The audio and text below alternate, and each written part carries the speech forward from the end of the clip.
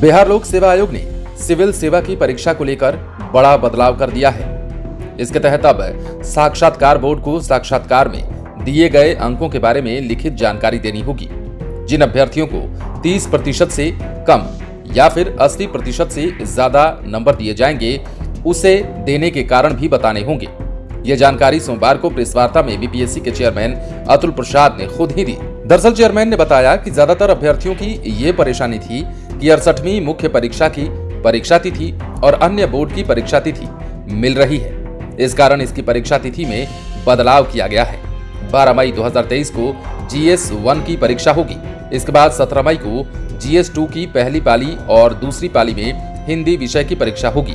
वहीं 18 मई को पहली पाली में निबंध और दूसरी पाली में ऑप्शनल विषय की परीक्षा होगी।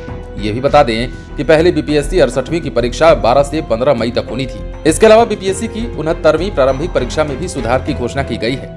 अतुल प्रसाद ने बताया कि 69वीं पीटी को कंबाइंड परीक्षा के रूप में कराया जाएगा।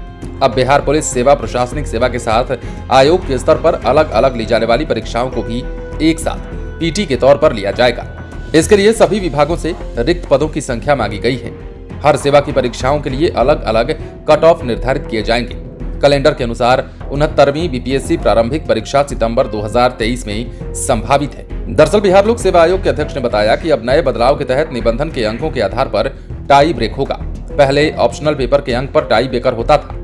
इसके अलावा अभ्यर्थियों की ओर से पहली बार आंसर की आपत्ति पर ₹1 भी नहीं देने होंगे। वहीं अगर किसी भी प्रश्न पर दोबारा आपत्ति करते हैं तो प्रति प्रश्न के ₹500 देने होंगे।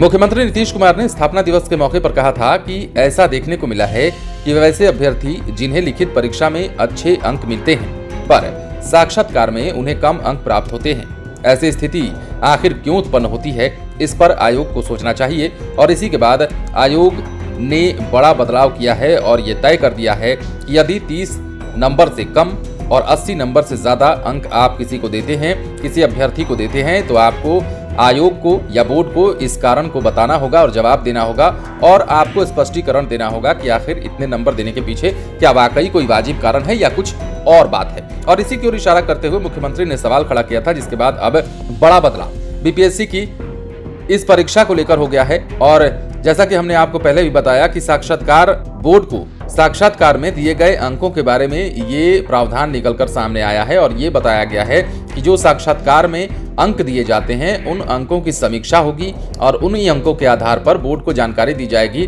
अंक देने वाले बताएंगे कि हाँ, आखिर इतना अंक किस प्रकार आया और इतना कम अंक किस प्रकार आया। बने रहे लाइव सिटीज के साथ। यदि अब तक आपने हमारे चैनल को सब्सक्राइब नहीं किया है तो सब्सक्राइब कर लीजिए ताकि हम आपको खबरों से अपडेट रख सकें।